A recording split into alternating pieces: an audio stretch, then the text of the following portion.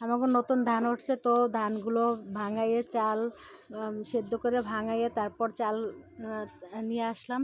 তো চালগুলো ঝাড়তে হবে, ঝাড়ে তুষগুলো আলাদা করতে হবে। তো তোমাদের সাথে একটু শেয়ার করলাম যে কিভাবে আমি তুষগুলো আলাদা করি আর কুড়াগুলো আলাদা করে ফেলে, এবং এর যে ভাঙা খুঁতগুলো আছে সেগুলো আলাদা করতে হবে। তো কিভাবে আলাদা করব ঝেড়ে। তো আর এদিকে আমি রান্না বসাই দিয়েছিলাম চুলায়। তো রান্নাগুলো হয়ে গেছে আমার। তেলাপিয়া মাছ রান্না করতেছিলাম, আর এর সাথে সবজি ছিল, ভাত রান্না করছি, সব শেষ করলাম রান্না। আর এদিকেও চালগুলো ঝাড়তেছিলাম।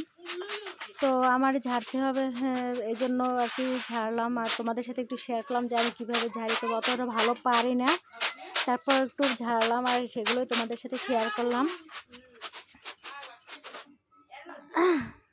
তো ভাবলাম রান্নাবান্না শেষ করার সাথে সাথে আমার চালগুলোও ঝাড়া হয়ে যাবে, আর এরপর অন্যান্য কাজ করতে পারবো।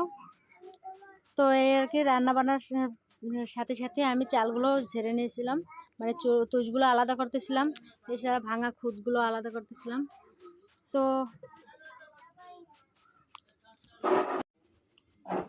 এই আর কি। তো সবাই ভালো থাকবা, আল্লাহ হাফেজ।